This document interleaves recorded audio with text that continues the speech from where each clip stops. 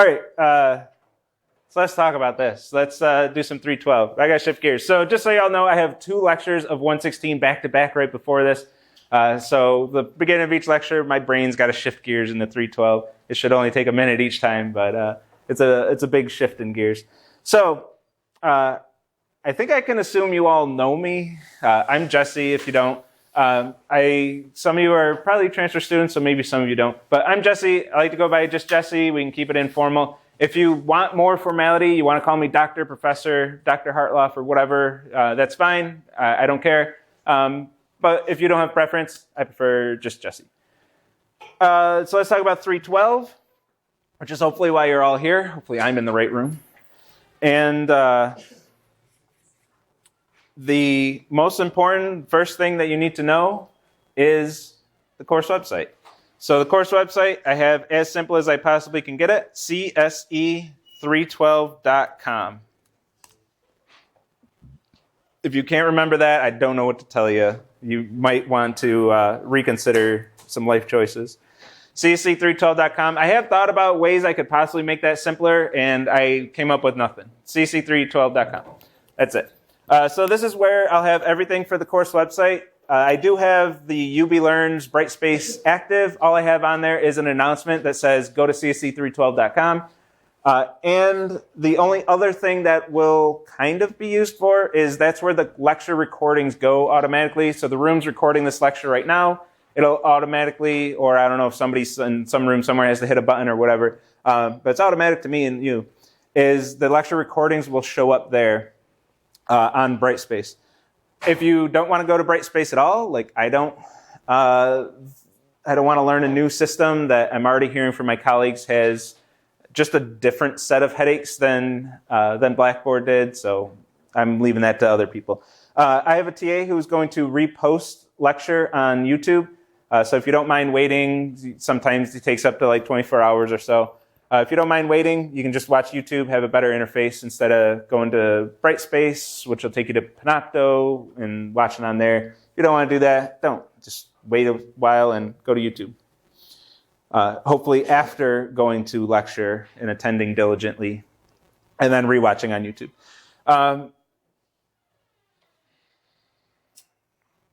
312. I don't have to go over this stuff, right? Y'all know what UB Learns, or what Autolab is. So Autolab we'll use to submit programming assignments. YouTube I already talked about.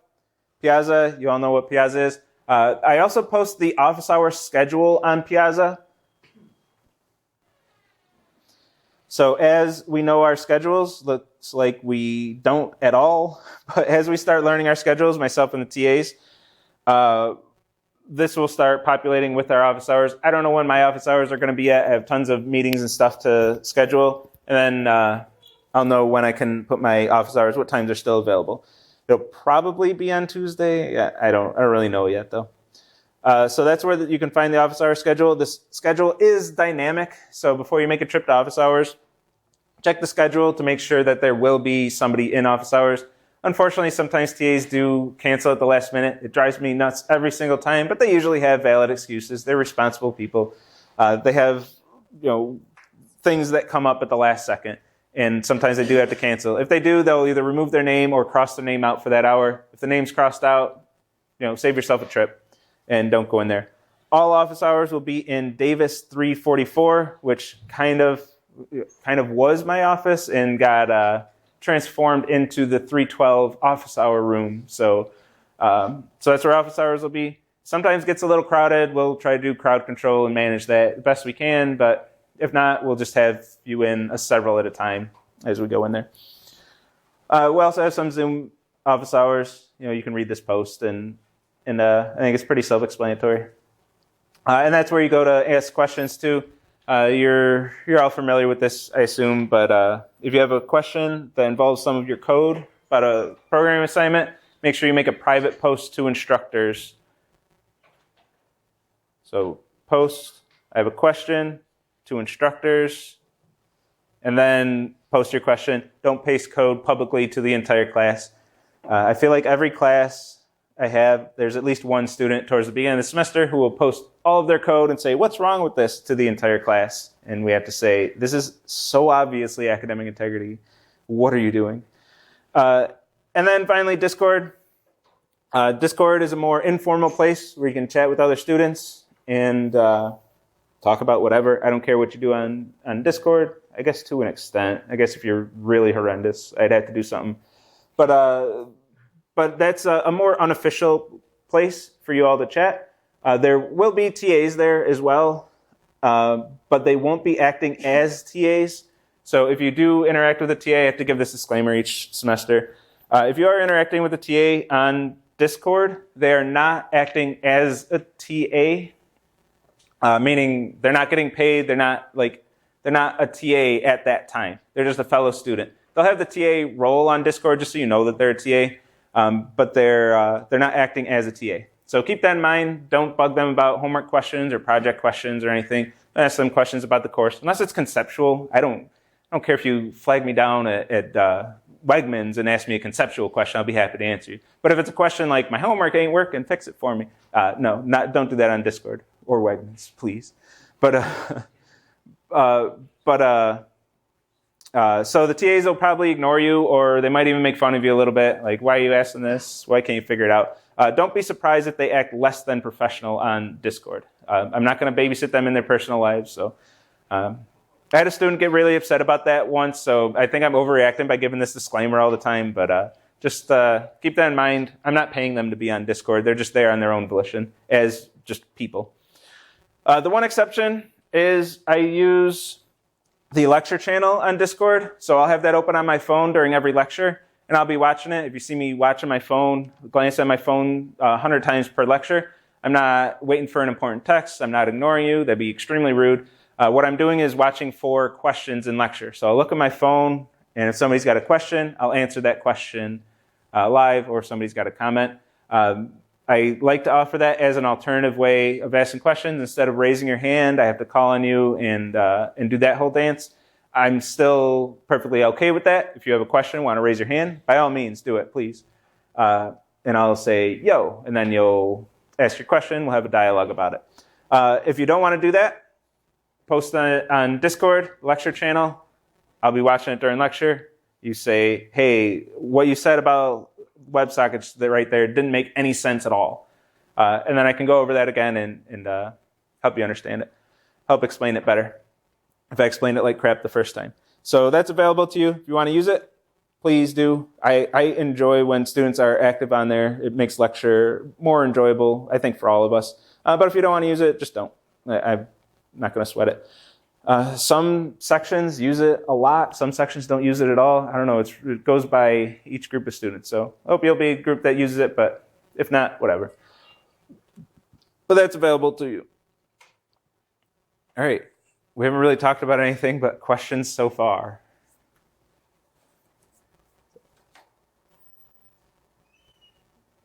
All right, let's go through this syllabus. Let's do this. I'm not going to read the course description. I think this is cut and paste from the course catalog, which I wrote, so I still wrote it, but I think it's the same wording I used in the course catalog anyway. So you all know what that is. So expectations.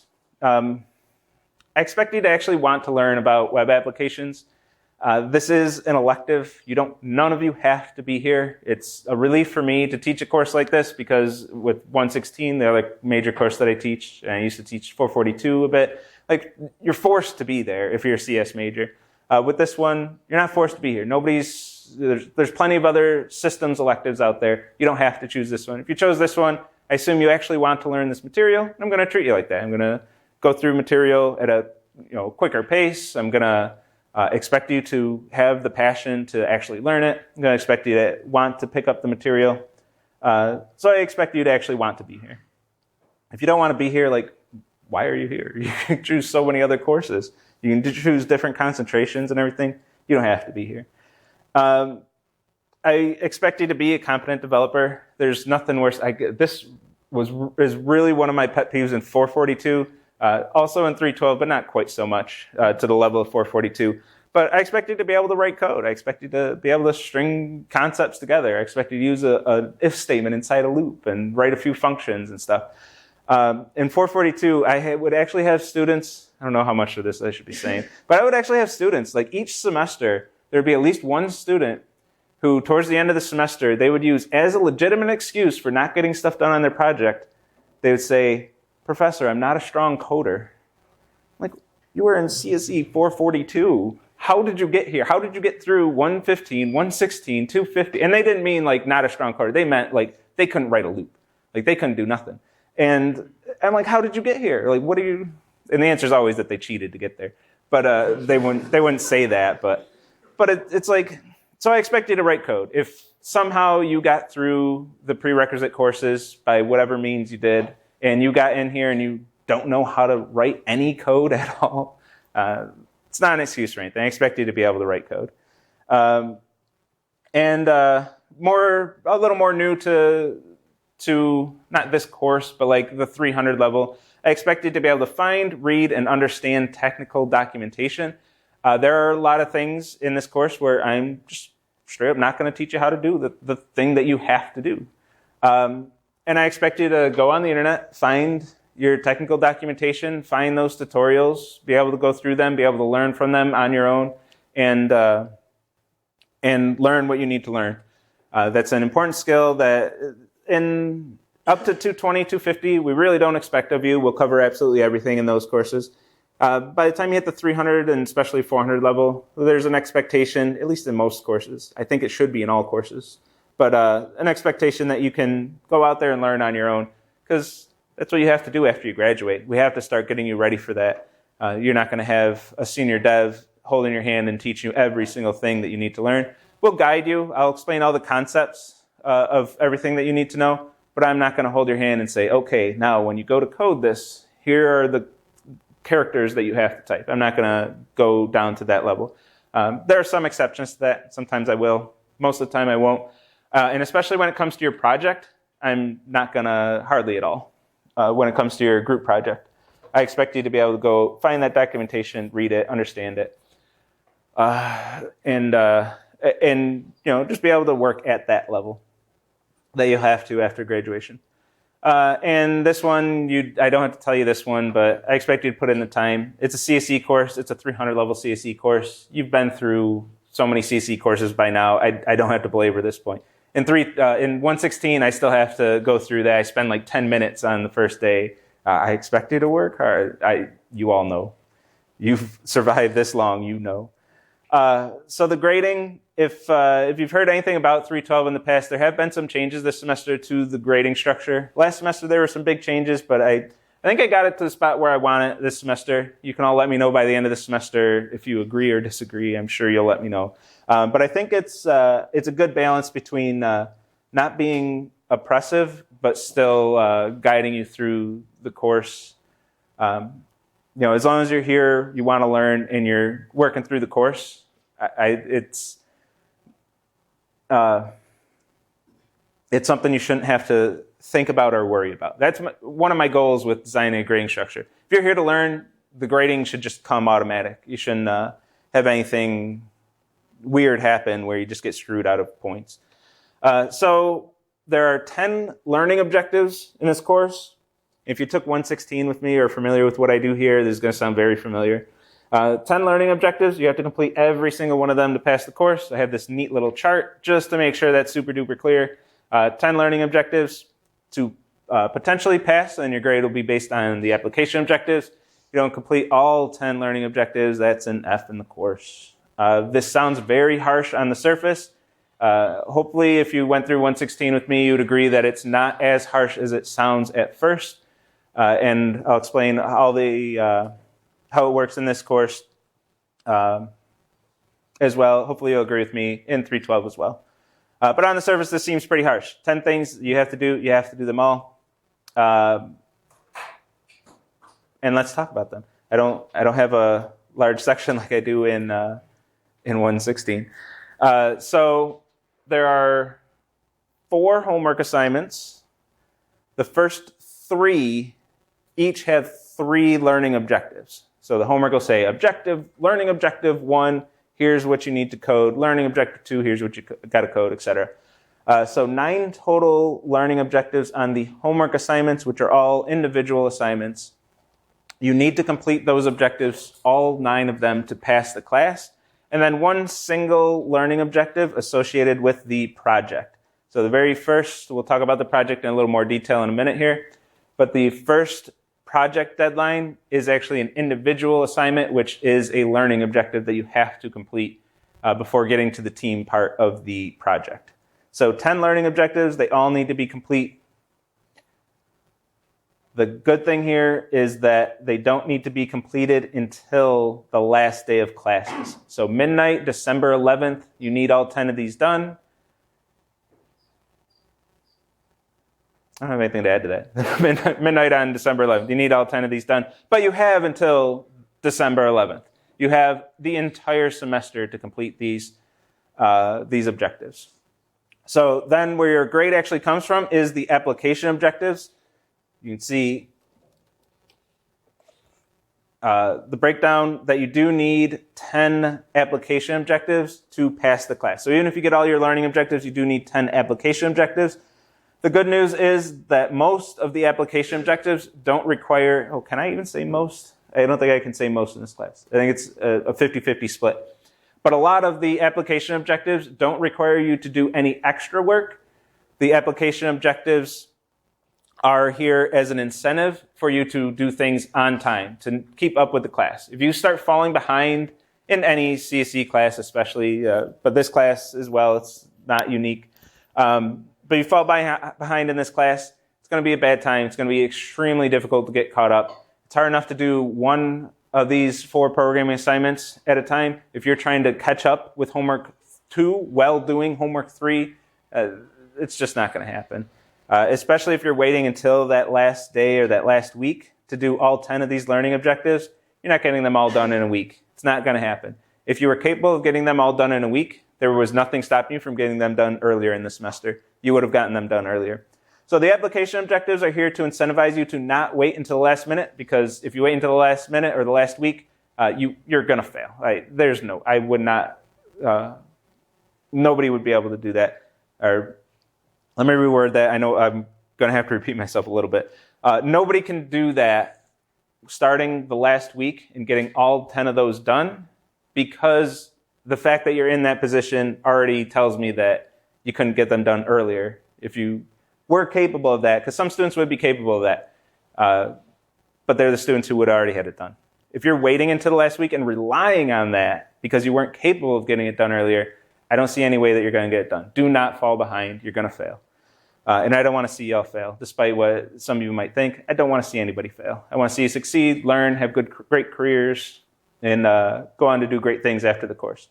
So the application objectives are here to incentivize you to stay on track, because I have, quick aside, but I did have a 115 that I taught before, where I just said, flat out, everything due at the end of the semester. That's it. Nothing else. Just everything due last day of classes. 50% failure. It sucked. It was awful. It was, so many students waited to the last week to even start anything, and they can't get it done. It didn't work. The only students who passed were the ones who just stayed up on top of everything anyway. So the application objectives are here to incentivize you to get things done early. So for each of the first for all four of the homework assignments, so I can talk about this one as well, there's going to be 3 separate no, that's not true.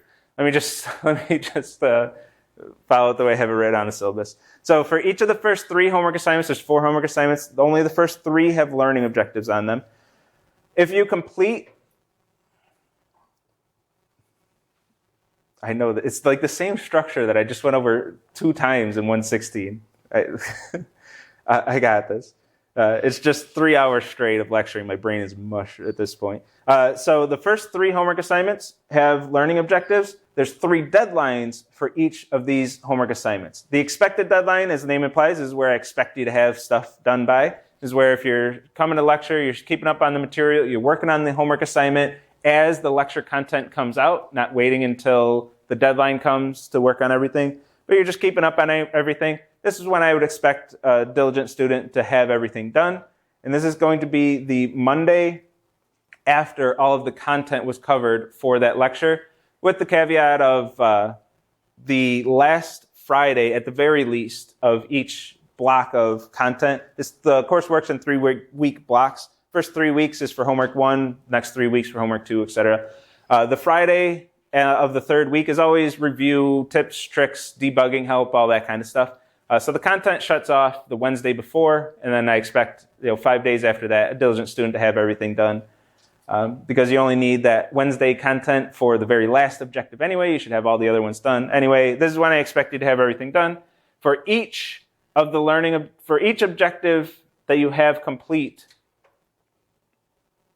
by the expected deadline, that's 2 application objectives.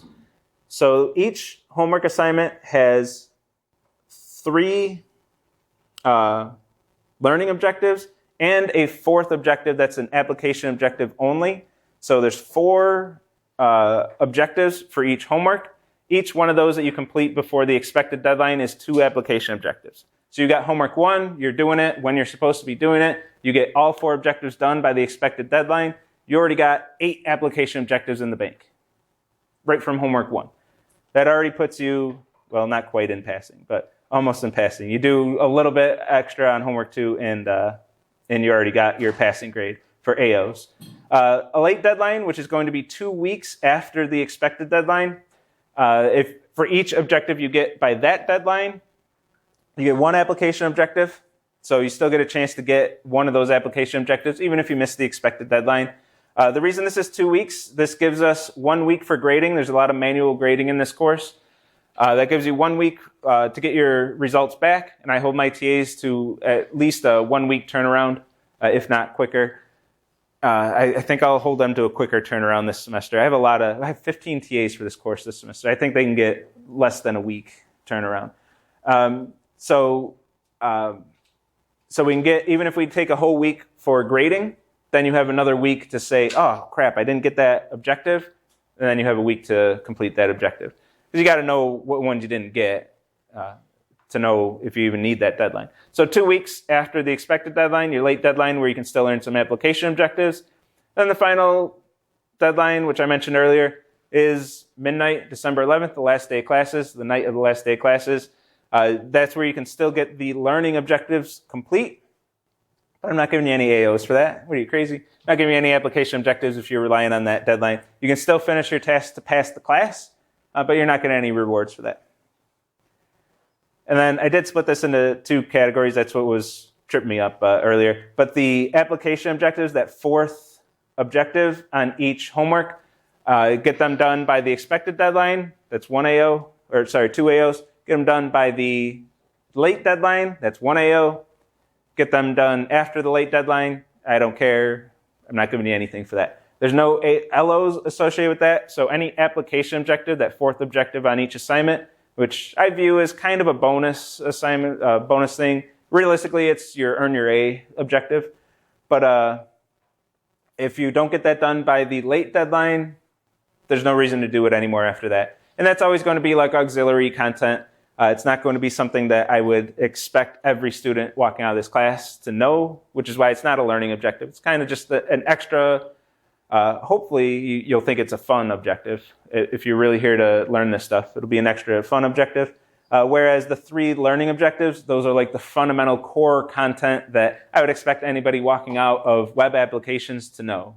Like if you walk into an interview and say, I took 312 with Jesse Hartlaw, the interview, if they're familiar with the course, should say, oh, you know all about parsing WebSocket frames then. Let me ask you about that. You can talk about FinBits and all kinds of stuff that we obviously haven't talked about yet. So these aren't that. These will be like the extra, like, here's something fun that I talked about in lecture. Here's your chance to get some experience and code it up. I believe if you don't want to do any of those, you can still get an A. Yeah. Lecture questions. These are multiple choice questions. These are meant to be very straightforward, very simple questions at the end of each lecture starting on Wednesday. Multiple choice questions submitted to Autolab. Show up, do your questions, and this should be for free application objectives, which I can go back to my previous example. If you get homework 1, you submit it by the expected deadline. That's your 8 AOs. and you're showing up to lecture and answering the questions, you're at 12, and you already don't have to worry about failing the class as long as you get all your learning objectives. So this 10 isn't meant to be restrictive. This should be a pretty low bar. I hope you all agree with that by the end of the semester. This is a pretty low bar, just saying, hey, you got to at least do something on time. You can't wait to the end of the semester, just try to jam everything in, because you're not going to be able to do that. You're going to walk away with an F. So I don't want to give anyone false hope that they're going to wait to the very end of the semester, do everything that last week, and try to still walk away with a C-. It won't work, and I set up the grading to make sure that you don't even think that's a possibility. It's not going to work. It's not going to happen. It just won't. If you do that, I'll throw a challenge out there. If you do wait to the last week, you do actually get everything done, get all your LOs, and you're short on AOs. If anybody, actually, let me reword that even. If anybody gets all the LOs, finishes all LOs, all 10 of them, and doesn't have enough AOs to pass the class, talk to me after the class. We'll negotiate some. I don't think it's possible. If you want to take that as a challenge, I'd probably end up passing you, to be honest. But if you want to take that as a challenge, if you have less than 10 AOs but all 10 LOs, I'd be surprised. A lot of these AOs are meant to be free. But anyway. And then finally, the group project. Let's talk about this. So the group project is broken into 5 parts. And there's a 50-50 split. If you look at all the numbers, this is designed to be a 50-50 split. Homework and lecture questions is half of your 60 potential AOs. And then the other 30 come from the group project.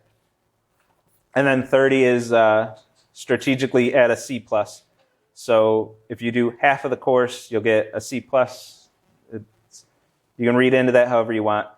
So part 1 of the group project is very different than the other 3 parts, parts 2 through 4. And then the presentation rounds out the 5 parts of the project. So the first part is going to be individual, and it is going to be a learning objective. So the first part of the project, you'll have an individual submission. You'll do the first steps of the project, which is going to be setting up the basic structure of the project and the like. And I do want everybody getting practice with that. That's why it's a learning objective. I want everybody in the class getting practice, at least doing the first steps of building a real project. I'll explain what I mean by that when we get to the homework versus project. But a real project, I want everybody getting at least that first step. So that's a learning objective. And then there are 4 deadlines, the project part 1, part 2, part 3, part 4 deadlines.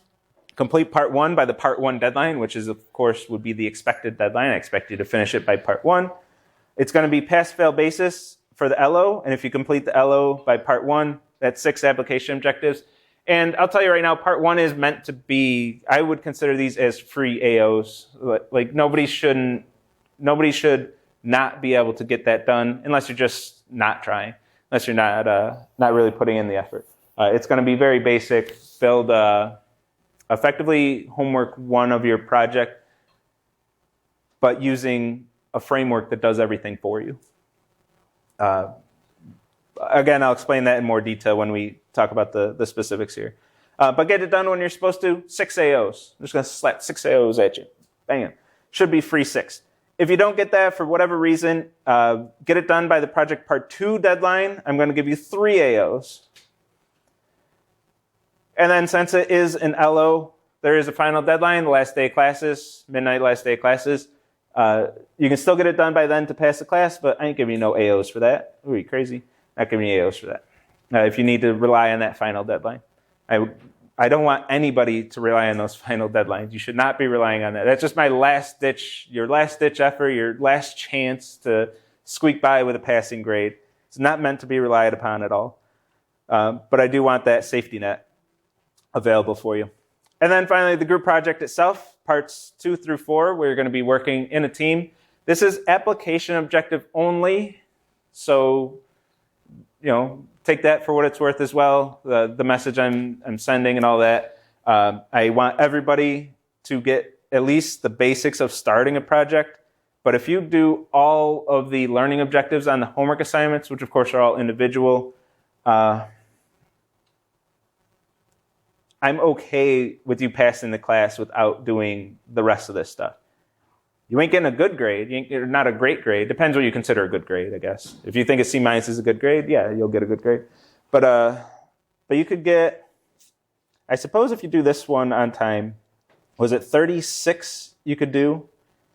Putting you at B-. They ain't even bad. Ain't terrible. If that's what you want to do, more power to you. It's set up so that you can do that.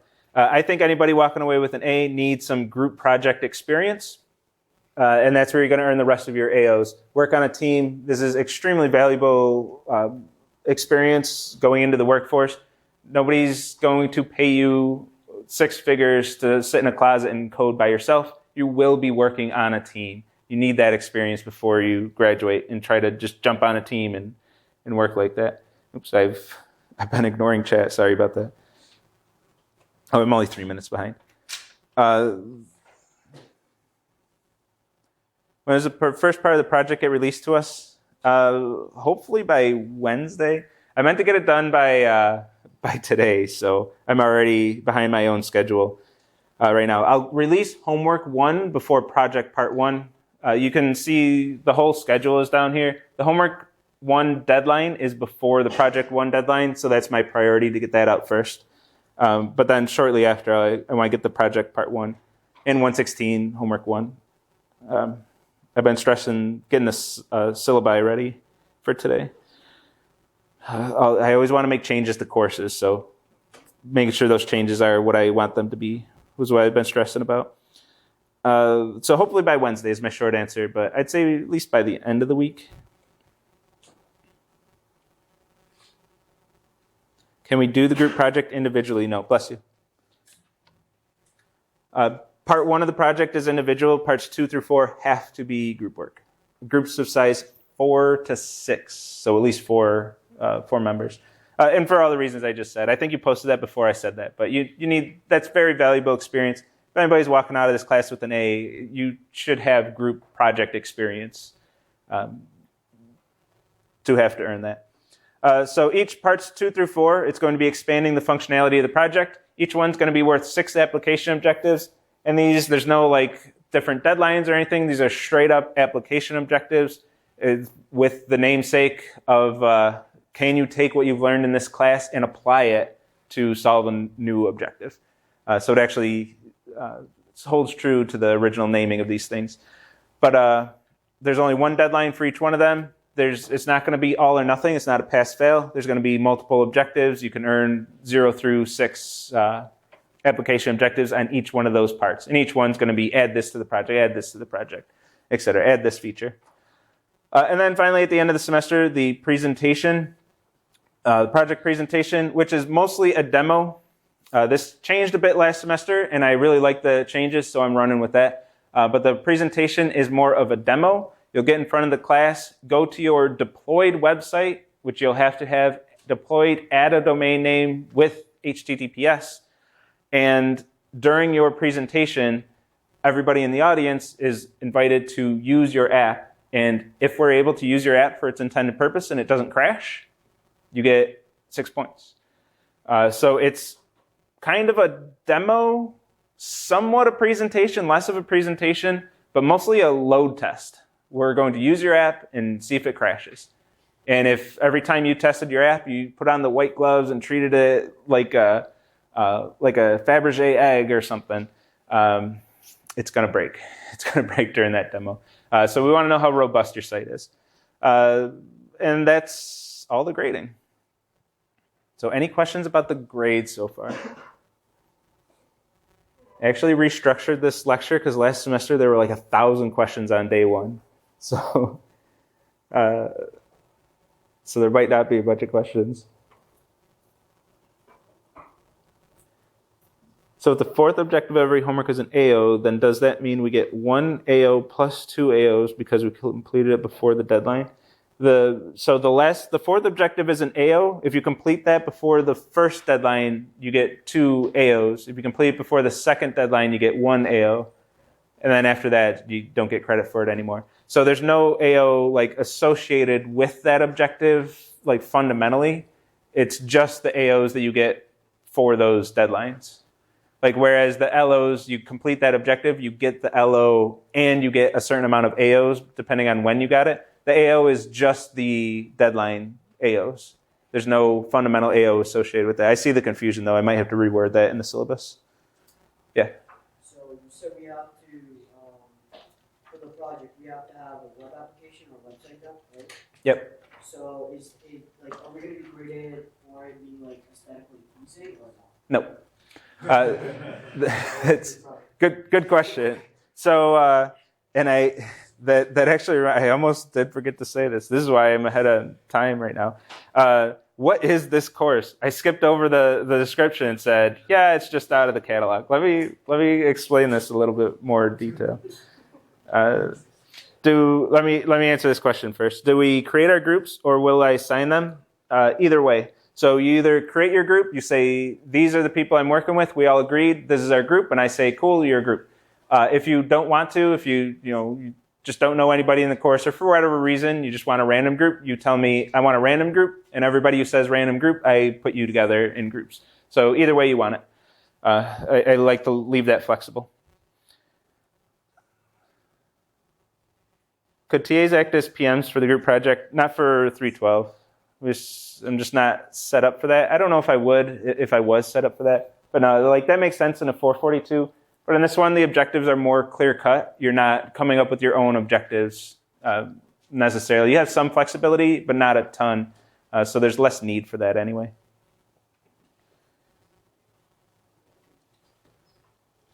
Can we make groups before part 2 of the project is released? Yeah, you can make groups today. I don't have the form set up for you to tell me what the groups are yet, but you can agree. You can talk to your friends and agree right now. I ain't stopping you. So what is this course? This course has a focus on the back-end functionality of web applications. So when it comes to front-end stuff, I don't really care that much.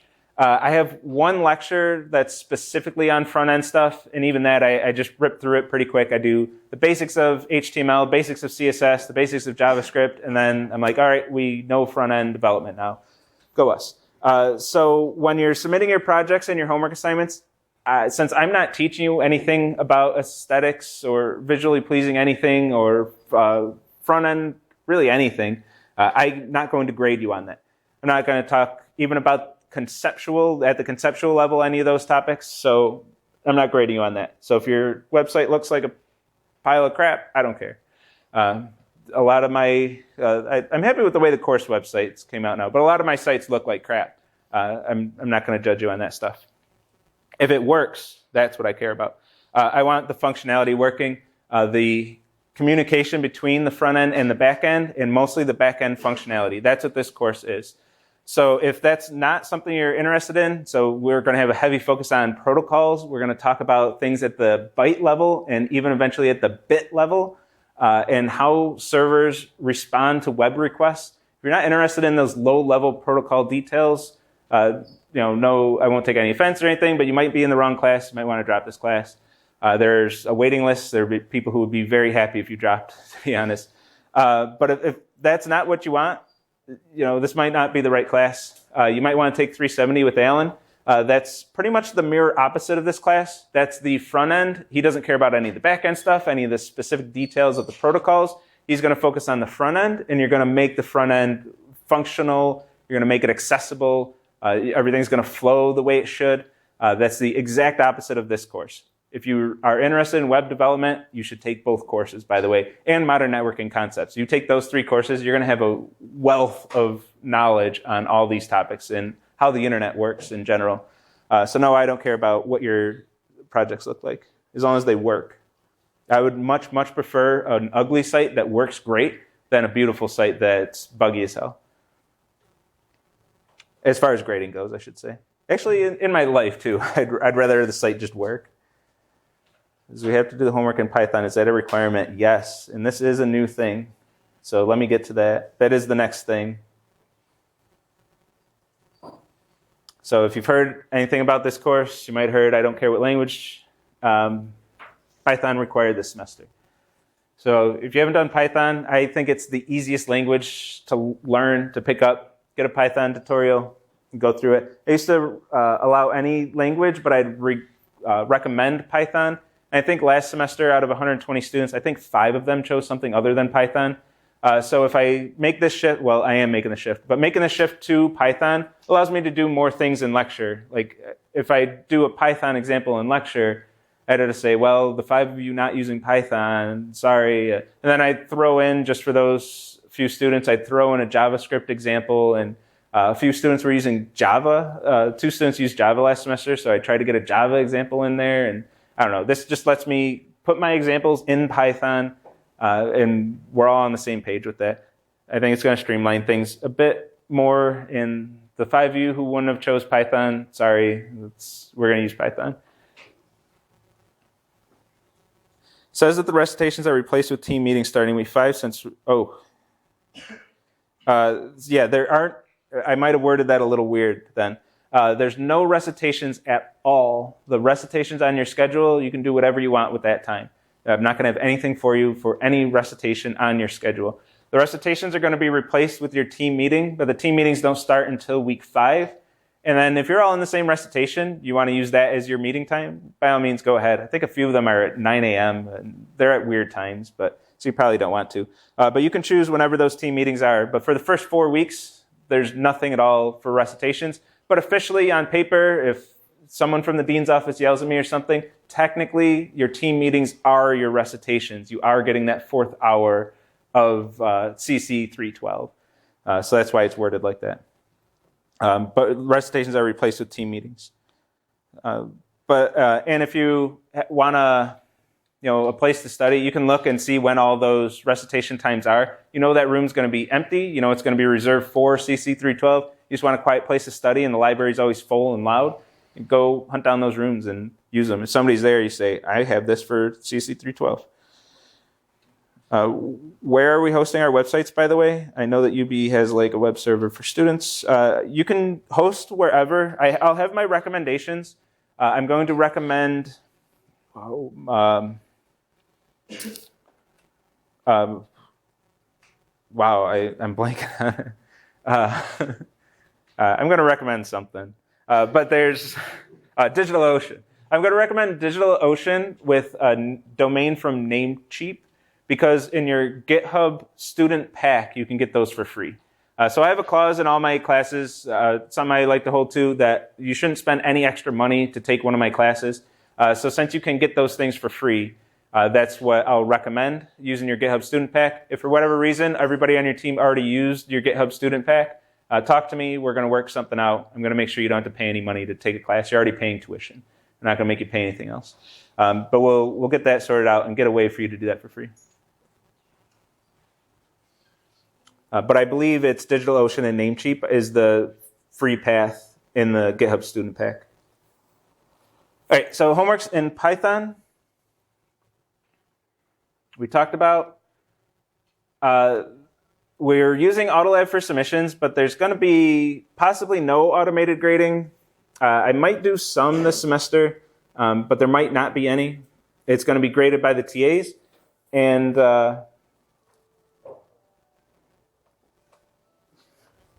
so you effectively get one submission. Whatever your latest submission is before the deadline, that's the one that's going to be graded. So we're using Autolab, but we're not using the auto part of lab. We're just using it to be a lab. And the big thing, right? Yeah, I guess the last thing I want to talk about. For the homeworks that I subtly said, the project learning objective, I want everybody to get experience with a real project. I want to explain what I meant by that. On the homeworks, you're not allowed to use any libraries or frameworks that do any web stuff for you.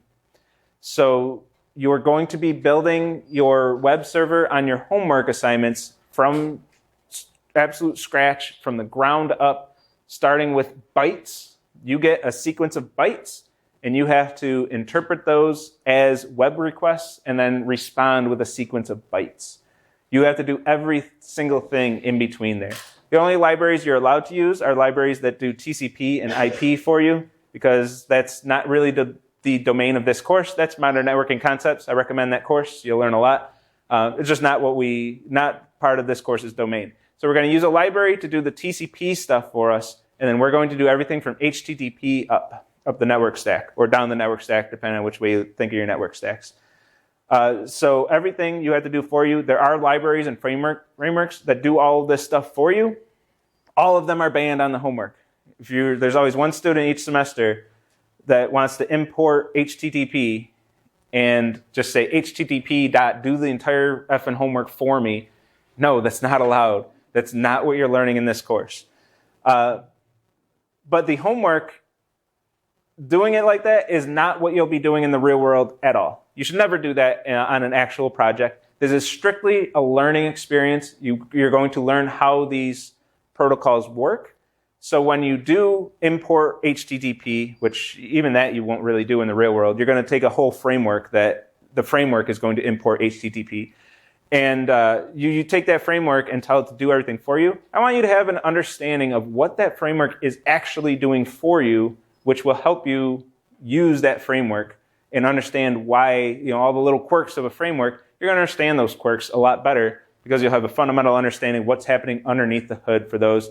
And more importantly, you're going to be able to learn that next hot new framework that comes out. When all the frameworks that are out there today, I'm going to resist the urge to list them because I'm going to get lost on a list. But all the frameworks that are out there today that are popular, that everybody's using, well, the web moves fast. Those frameworks didn't exist 10 years ago. New ones might come out in 10 years.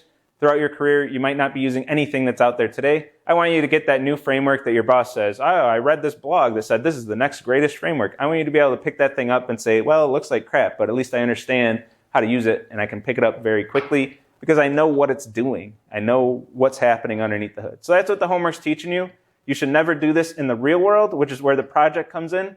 The project is where you can use, not can use, I got to be careful with my words here. You are required to use frameworks. You are required to import that framework that's going to do everything for you. And you'll have some flexibility in what framework you import. I'll recommend Flask for this if you want to just take a default option, don't want to think about that too much. But you'll import a framework and just have the framework do all of the low-level details for you, and you just focus on building the features of your app, which is more of what you're going to do in the real world. That's how you're going to actually build apps out there in the real world, on your job, on your side projects, for hackathons. That's how you actually build things. So that's the two sides of the course. The homework shows you the low level, how these protocols work, how the internet works, and the project is, here's how you'll actually apply those concepts in the real world. And that's CC 312. I look forward to it all. Oh yeah, don't cheat, you'll get an F. You've heard the speech so many times, I don't have to do it again. Have fun, I'll see you all Wednesday.